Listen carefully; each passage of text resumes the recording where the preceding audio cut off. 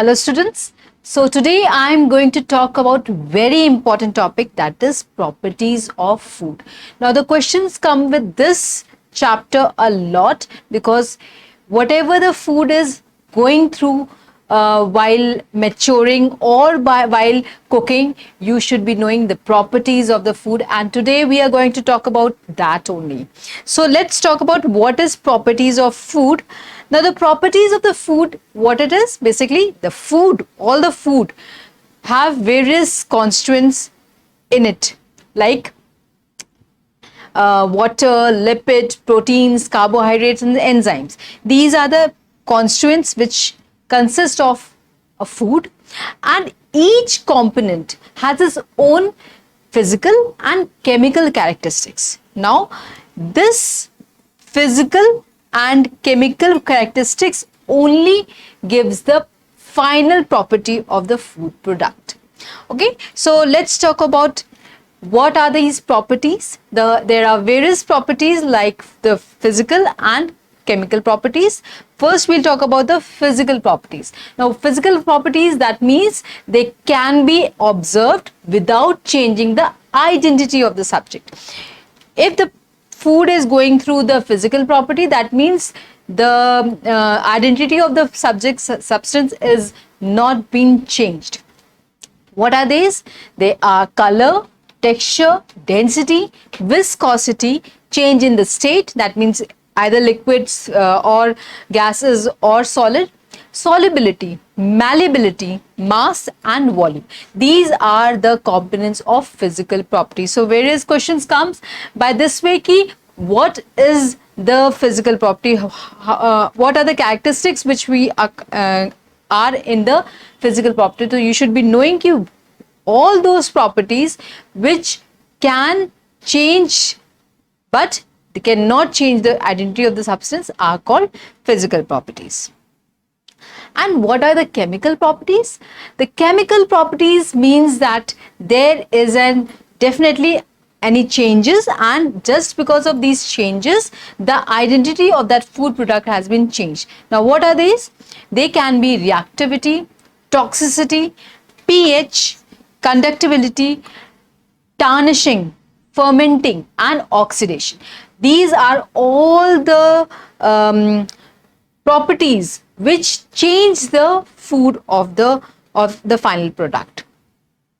So let's talk about individually what are the physical properties. These are basically going to give a very important part when we are going through a new product development or benchmarking or deformulating or reformulating any speculations. Okay, so these are the physical properties. So let's talk about individually. The first one is the color. What is this color? It can be consistent and accurate measurements of the color. What it gives a visual appearance of the food product, and this is very, very important for any product to be acceptable. Now the color measurements, whatever the color are given to that food, it can be measured typically by C-lab scale. Now this is also a way to check to measure the color of the food, and this is the C-lab scale. Now the next property is the structure. Now the structure can be your property of that food. It can be true density, apparent density. We'll talk about individually about what is true and what is apparent density. Expansion ratio, how the food is expanded. The porosity, how much air is there in that product, and these are all linked to the rheological properties. So if the question comes that what is the rheological property of that food, you can say that the porosity, the expansion ratio and the density, these are including with the rheological property, and this actually gives you the behavior of the food component under influence of external and internal forces.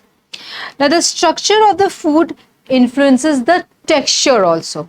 Like if the food is having a porous product like such as aerated foods or bakery products, what it happens, there is a bubble structure, and this bubble structure affects the softness and the starch based जितने भी snacks होते हैं, the snacks, they gives you a crispiness. Okay, so food system are generally compressible, hence the density changes with the temperature, pressure and composition.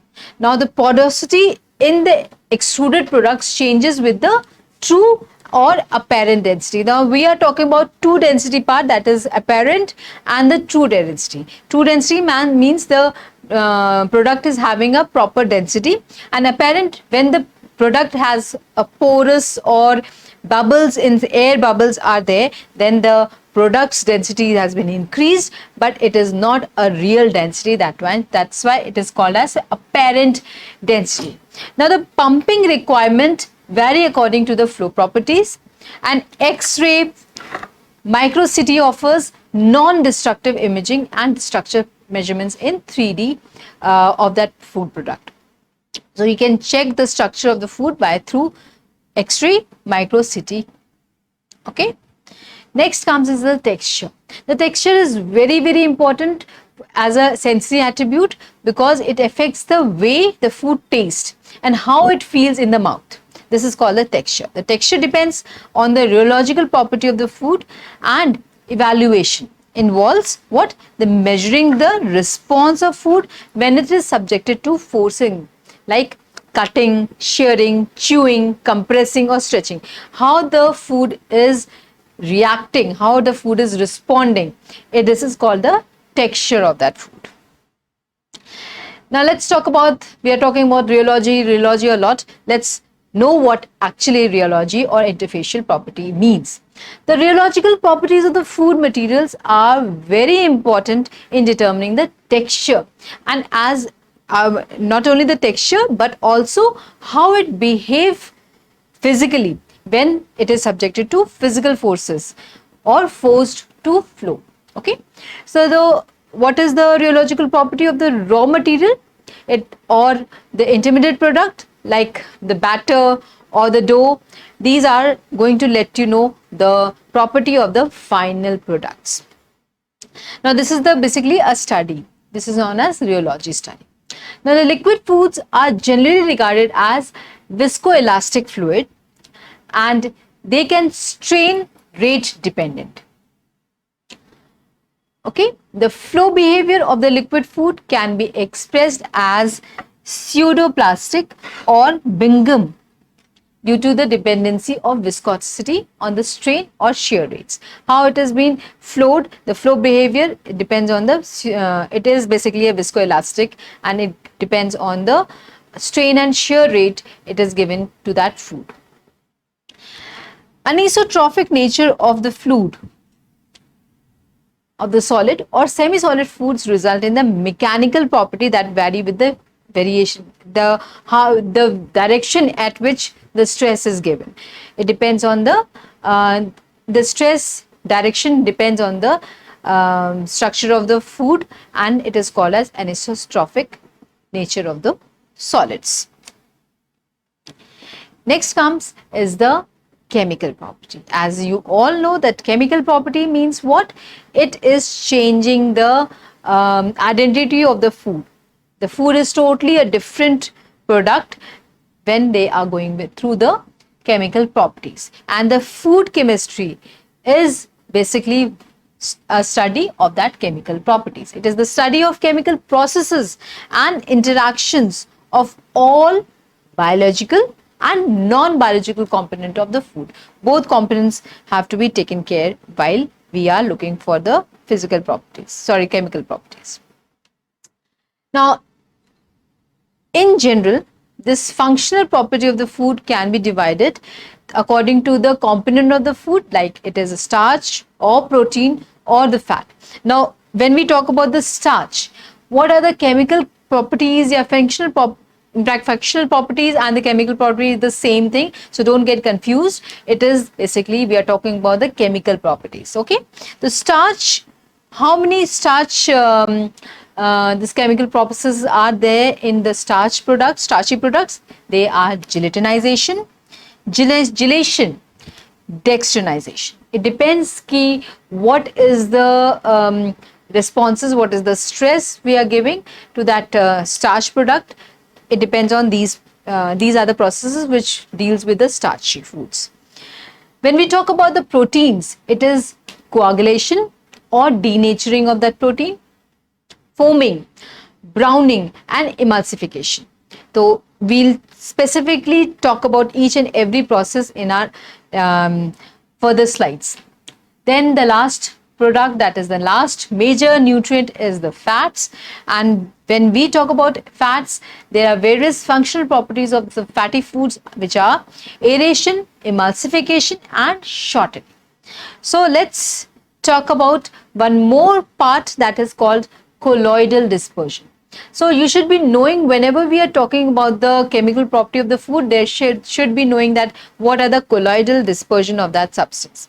So substance can be either dissolved, dispersed or suspended in the water. It can be either dissolved, it has been all dissolved, you can't see that substance in the water when you are submerged in the water, or it can be dispersed, or it can be suspended. Fine. So there are three ways where the substance can be work when it is involved with the water. It also depends because of the particle size and the solubility.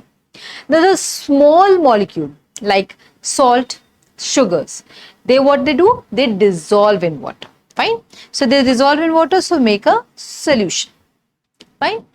The molecules that are too big, that is between 1 to 100 nanometer, like cellulose or cooked starch, to form a true solution, may be dispersed in water to make a colloidal suspension. So you can see in a solution, you're not seeing any molecule of that substance, but in the colloidal, you can see a small particle of that substance because the molecules are little bigger. Then other particles that are very large, that is more than 100 nanometer, that is uncooked starch, or too large to form a colloidal suspension, then what it does, it suspend in the liquid and cannot be mixed with the water. So you can see the molecules are in suspended form. They are suspended down the vessel. Now the food colloidal system, when you know about the colloidal system, you should be knowing, you can easily understand what is food colloidal system.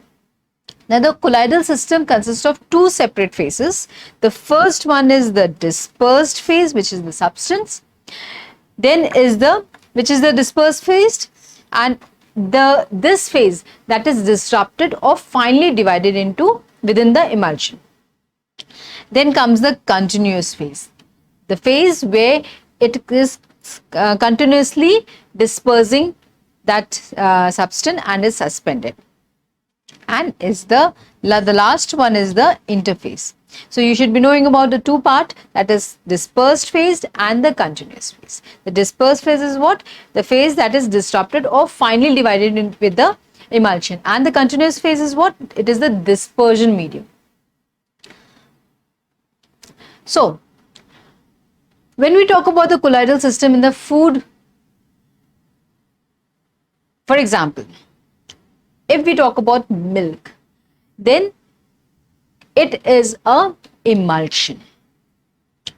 Milk is basically a emulsion of two phases. The dispersed phase is also liquid and the continuous phase is also liquid. So it is an emulsion of two liquids to form a milk.